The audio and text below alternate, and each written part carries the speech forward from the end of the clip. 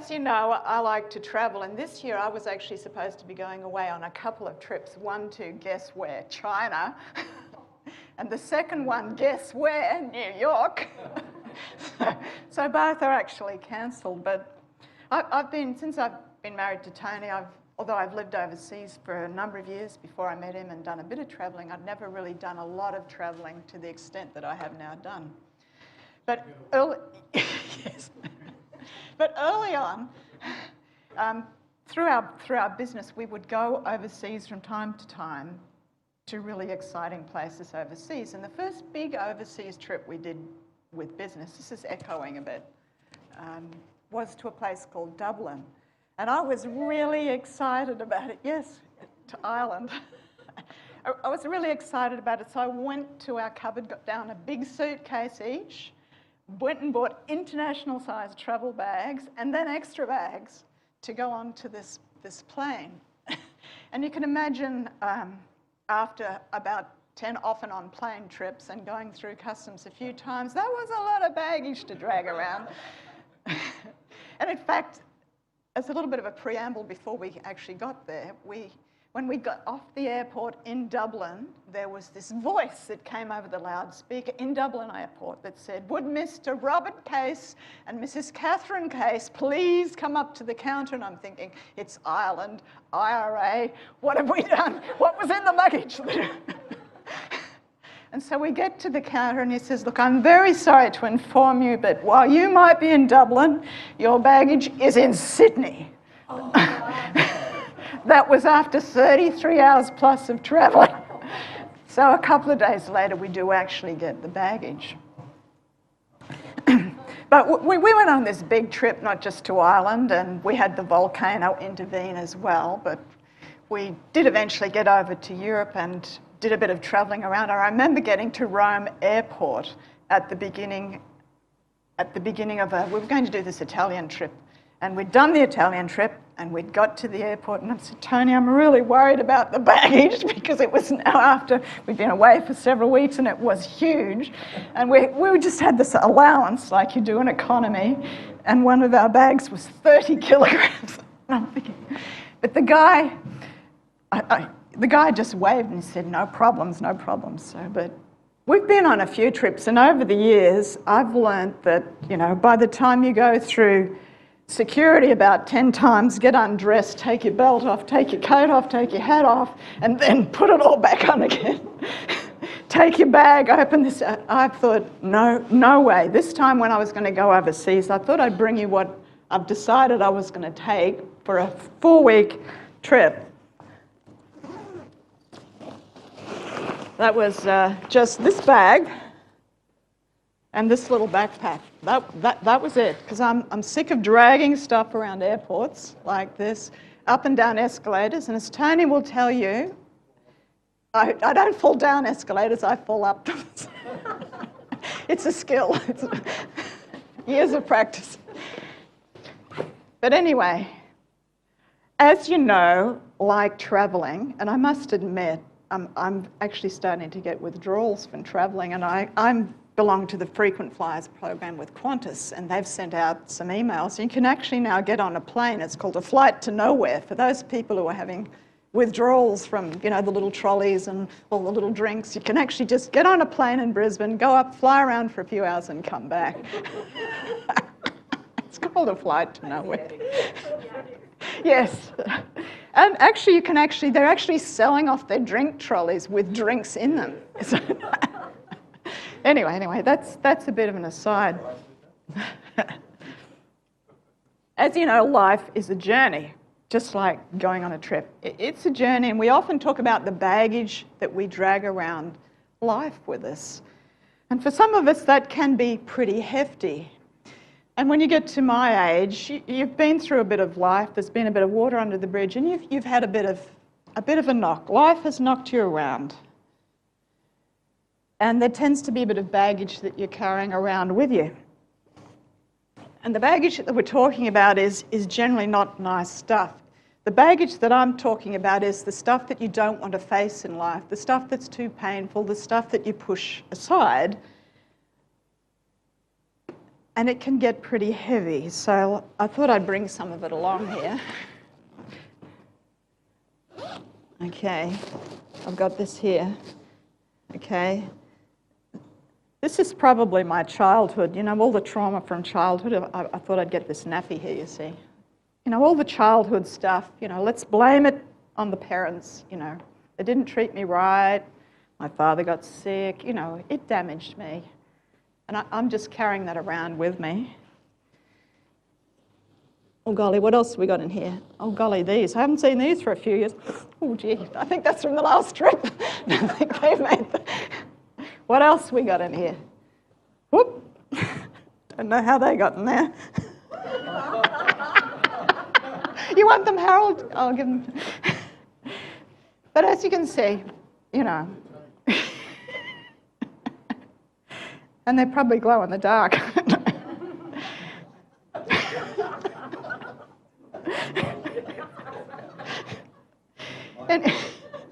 Anyway,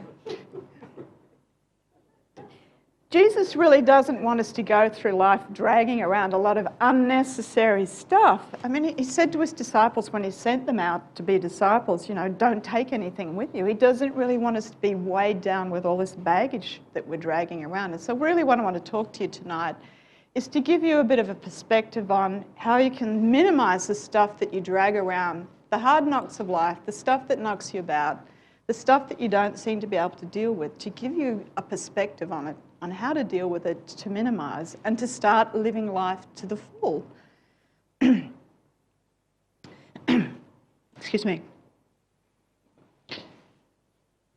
How do we stop dragging around the woes of yesterday and turning them into the worries of tomorrow? How do we actually start to live in the now? I'd like you to think for a moment, you know, what baggage are you carrying around? What's in your suitcase? The smelly undies that you forgot to wash from your last trip? You know, what have you got in there? The stuff that you really don't want to look at, that you've pushed aside, it's too hard to deal with. It's actually painful when you pick it up and look at it. You know what I'm talking about. We've all got stuff. But it's stuff that we need to deal with. And often when you bring up your stuff, people tell you just to get over it. Now, I don't really find that a very helpful thing to be told. You don't just get over stuff. You actually have to handle stuff. You actually have to handle the baggage, get out and deal with it. I mean, when I'm going on a trip, put everything out on the bed and you think, what am I going to keep and what am I going to get rid of? You have to sort through it. You have to embrace it and get to terms with it. So I want to talk about some perspectives, because if you can look at something from a different angle, get a different perspective on the truth of the way things is, it is often a way of actually coming to terms with it, handling with it and dealing with it. And one of the reasons why we often push stuff aside, the stuff that's too hard to deal with, is because we don't know how to deal with it. So the first thing I want you to think about is the reality of life. And I think that's something that we all struggle with. And to really live in the now, you need to really understand what the reality is and come to terms with reality. And I think sometimes as Christians, we don't really live in the real world.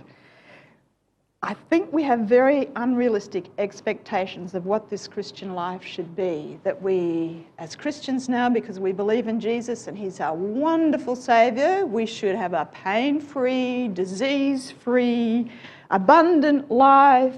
That we're just surprised when bad stuff happens to us. You know, not only do we have unrealistic expectations that God's just there to fix everything, I think we also have an entitlement attitude sometimes that now we're Christians, we actually have a right that God's got to be there and fix this stuff. You know, I want my healing now. It says in the Bible that healing is in His wings. I want it now. I want this abundant life now. We have this sense of entitlement.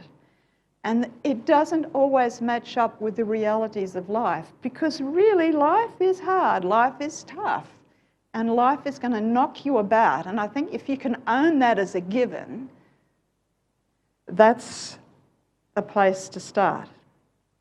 The other thing I think that we struggle with as Christians, and it's a very subtle thing that creeps into the way we see life, is that somehow we think God's there just to miraculously deal with all our troubles, or we just have to bring it to Jesus and miraculously it's going to be sorted out. That God's there to fulfill our stuff and needs. That's not really what the Bible says. And if you turn to Matthew chapter 6, verse 33, this is what it says, and this is what Jesus says about us and our needs and our priorities. He says, "But seek first his kingdom and his righteousness, and all these things will be added to you." You see, as Christians, we can fall back into the default of focusing just on ourselves and our needs, and just really give lip service, I think, to seeking his kingdom. And I think sometimes the whole name it and claim it theology has a lot to answer for when it comes to that. I want this brand new car, I'll stick a picture of it on the fridge and I'll just pray about it and think about it and it'll happen, that type of stuff.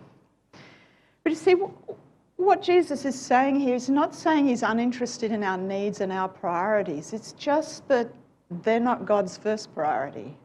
He does care about us, but there's actually an order to the way things are meant to happen in this life. And Jesus also said something else that's very interesting about the reality in which we live. He said, "I have told you these things so that in me you may have peace. In this world," get this really loud and clear, "you will have trouble, but take heart, I have overcome the world." And if you go back into John chapter 16, this is verse 33, if you go back to John chapter 16 and read from verse 1, Jesus spells out pretty loud and clear what these things are that you're going to come across. And it was everything from persecution to death and being in prison. It wasn't kind of nice stuff. So I think we live in a bit of a bubble here in Australia. We don't have a lot of these things. But Jesus said, it shouldn't be a surprise when these things come up against you in life. It's part of the reality of the world in which we live in. But something that I find really very heartening, and bear in mind this is before Jesus was arrested and went on the cross and went and died and was resurrected, he said, "Take heart, I have overcome the world." And I think that's a really interesting thought to dwell on. So, we live in a not very nice world. Bad things are going to happen to us and things are going to hurt. Jesus said this about himself: "The foxes have their dens and the birds have nests, but the Son of Man has no place to lay his head." You see, even Jesus, when he came into the world, he didn't have the expectation or the sense of entitlement that he was going to have a really cushy life. I mean, he could have if he wanted to. You think about what he was given as a baby. When the three kings came to him, he was actually quite a wealthy man. He could have lived in a mansion, had a really cushy life. But no, this is what he said about himself. The other interesting thing about Jesus, and Mark touched on this morning, that he actually came into the world for God's purposes, to complete God's work. He went through a lot of pain, betrayal, and ultimately a very cruel, cruel death. And if you think about after his death, people still didn't even believe he'd gone there. And Thomas came to the disciples because he wasn't there when Jesus came back initially. And then he came when Jesus came to him in the upper room, and Jesus showed him his palms and his feet, and asked Thomas to put his fingers into them.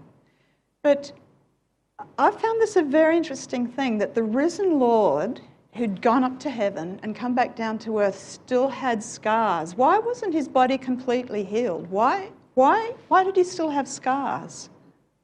I just found that it's a really interesting thought. And when you think about it, a scar is a healed wound. And it's kind of a badge of honour in a way that you have actually overcome this stuff in life. You know, I've been here, I've done this stuff, I have actually overcome death. And when I thought about it, the stuff that we go through in life, it does scar us. I know from in my own personal life the stuff that I went through with my family, which was quite dysfunctional, and my father got sick, and it scarred me as a young woman growing up in an emotionally deprived environment. But it's not something, it's a healed wound now, but there's a scar there, if you get my drift. I will always bear that injury, but it doesn't have to impact my life in a really destroying kind of way. It's a healed scar, if you get my drift. I have overcome those difficulties. So I'm just dropping this thought in there. Complete healing, I don't know that that's really possible in this life or even eternally. I don't know. There's always going to be some kind of scar of what you've got over there. There'll be a memory. There'll be something that will draw you back to it, if you get my drift. Okay, another point to consider when the knocks of life come up against you. And this dovetails in with wonderfully how, with Mark's message this morning, it kind of blew me away a bit, that the message Mark brought this morning. I thought, wow, that's kind of what I'm going to be talking about tonight. And I think God is just amazing, the way he kind of brings thoughts into our minds and brings messages to us. So this is a really major point, I think, that we're actually created for God's purposes. And I think we need to let this thought not just wash over our minds. I think we need to dwell deeply and fully in it, particularly in the culture that we live in, which is very, very individual. You know what I'm trying to say, very me-focused. And I think very often we get caught up in worshipping the Trinity of I, the me, myself, and I. You know, the Trinity of I, my problems, God fix my problems, instead of the Trinity of the Father, Son, and Holy Ghost. So, where is your focus when you come to God? Which Trinity are you coming to God about? And I think it creeps very subtly into the theology and the songs and the prayers and the things that we do. It can sound really very spiritual, but are we really focusing on seeking his kingdom first, or is it the Trinity of I? Jesus said this. Well, actually, Paul wrote this, sorry. But who are you, a human being, to talk back to God? Shall what is formed say to the one who formed it, why did you make me like this? Does not the potter have the right to make out of the same lump of clay some pottery for special purposes and some for common use? What if God, although choosing to show his wrath and make his power known, bore with great patience the objects of his wrath prepared for destruction? What if he did this to make the riches of his glory known to the objects of his mercy, whom he prepared in advance for his glory, even us, whom he also called, not only from the Jews, but also from the Gentiles? I think it's a really serious thought to think that we were actually made for God's purposes and what that actually means. Another thought about coping with the knocks of life. Life is about making choices and living with the consequences. And again, I think as Christians, we can very often get into the blaming God game for what happens to us in life. And it's very subtle. It goes like this, and it can actually sound quite spiritual. I mean, think about the last bad thing that happened to you, whatever it was. How often do you hear this? God allowed it to happen. It's God's will for my life. God should have stopped it if he wanted it to happen. And then praying for the consequences of what have you done. Not to take away from what Charlotte did, but you know what I mean. It's a very subtle knot of denial of the choice that you've probably made in your life to go somewhere, do something, say something that's actually brought a consequence into your life. It's a subtle blaming of God. It's his will for my life, that this bad thing should be happening. Is it really? We don't, and that was all a part of the problem of the fall, wasn't it? Like, Adam blamed Eve, and Eve blamed the snake, and the snake said, well, you put me here, so, it was all God's fault, all part of God's will. Paul also writes this, "Do not be deceived, God cannot be mocked. A man reaps what he sows. Whatever he sows to please their flesh, from flesh shall reap destruction. Whatever sows to please the Spirit, from the Spirit will reap eternal life. Let us not become weary in doing good." And I incorporate in that just what Mark and Charles has said, in being honest. "Therefore, as we have opportunity, let us do good to all people, especially to those who belong to the family of believers." And I think this is a really important concept when it comes to coping with the knocks that life gives you, so you don't kind of dump it in the baggage. Because actually owning the consequence and owning the pain and owning what you're going through is a way of beginning to handle it. And it's not something that comes easy or naturally to our human spirit. It's something that we actually need divine power and strength to do, I believe. Because our natural, innate, fallen nature is to blame someone else, something else, and ultimately God. So I'll leave you to dwell on that one and think about it. Now, as I've put up here, I think the key to really handling a lot of the stuff that comes our way in life is focusing on seeking God's kingdom in it. Now, a kingdom focus faces the world and the consequences head on. It doesn't try to deny things, nor does it try to blame things.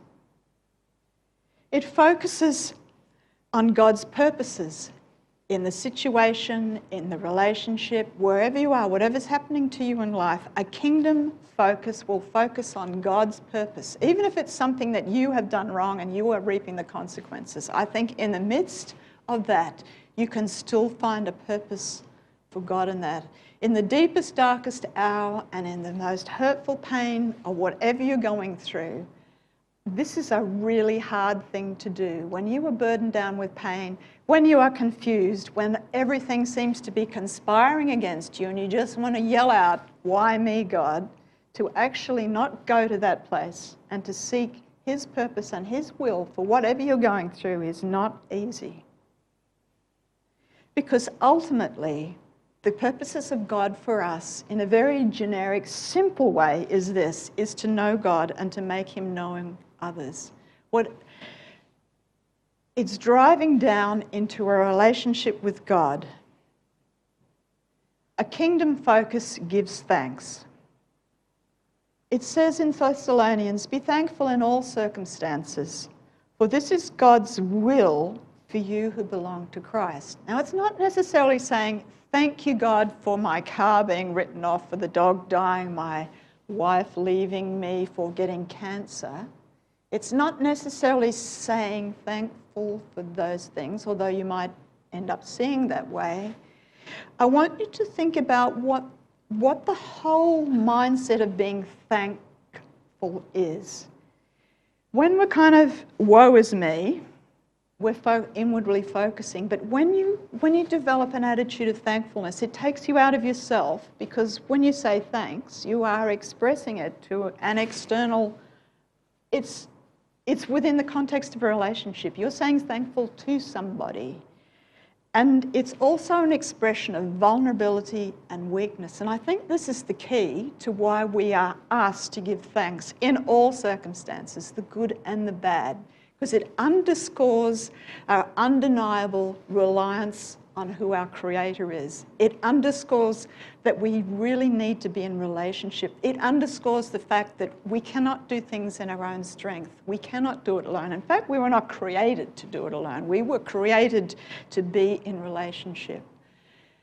And aside from that, I think giving thanks, it has a positive effect on you physiologically and emotionally and physiochemically. It can help you deal with this stuff really well. It's not an easy thing to do. Though the fig trees do not blossom, and the olives, you know what it is to still give thanks. I know I've been able in my own life when really bad stuff, because I really did have a very unhappy childhood, I've been able to turn around and say, "God, look, I'm thankful for that, because out of that, it's helped me grow in my relationship with you and to rely on you. And so much good has come out of, getting to grips with the stuff in my life. I'm no longer dragging it around and using it as a kind of a, this is why I am. I'm not going to change because of, I'm not blaming anymore. It happened. I had the scars. It's healed, and I have overcome, and I'm thankful. The other thing that a kingdom focus has, and Mark touched on this morning, is service.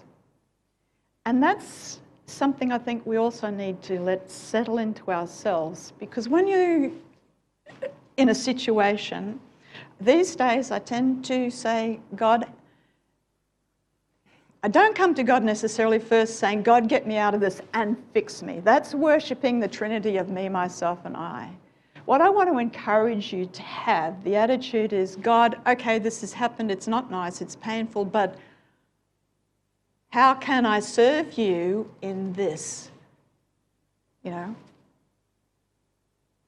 And being honest, standing up. You're serving God's purposes. We had the examples of this tonight. How can I bring your glory into this situation? It's affecting me badly, but how can I bring your kingdom into this place where I am now? And when you do that, all these things will be added to you, as we saw this morning. All these things will be added to you. The things that we didn't think would happen, the things that we long to happen, but when we focus on God's goodness and bringing His relationship into it, I think that's when miracles happen in the mundane. And they're the really true miracles, I think, that happen in life. We want the big, spectacular healing cancer, but I think every day there's miracles in the mundane. And that's what brings the joy and the peace. That's the other things that come. All these things. It doesn't just mean, the good stuff, the money, the good house, the car. It's all of these things. It's life in its abundance. So I hope I've given you a few little things to think about when it comes to handling your baggage and sorting out the stuff in your life so you don't actually end up putting it in your bag and dragging it around you. It's about being real about where you are, focusing on God and His purposes, not worshipping the Trinity of me, myself, and I, but seeking His kingdom and what that means, realizing that life is just, it's not a nice place out there. And Jesus said it wasn't nice. And I think to think of the life out there as wonderful is really delusion. Every day of your life, there are going to be challenges that will come your way. But it doesn't mean we can't enjoy peace and happiness. I want to leave you also with 3 very practical things that I try to strive to do every day. I don't always meet it, but I really try to do these things. And number 1 is to give thanks. Find something every day that you can give thanks for, because it really cements your relationship with God and your dependence on Him and the goodness, as we've heard tonight, the goodness of God that's out there. And it's a witness and a testimony to others. Just give thanks for something. Find something to laugh about, because I don't think Jesus was a 100% serious guy all the time. And laughter is, they say it's medicine, truly is. Even in the darkest hour, you can almost find something that would just crack you up. I used to visit my mum in aged care, and it was really, it would tear your heart out to see her, but every time I would find something that would just crack us up, and it was, it makes the day go a bit lighter. And finally, find someone else to encourage or to praise, because that takes you away from your stuff and helps you feed goodness into someone else. Well, that's about it. That's a wrap, as they say in Charlotte's work.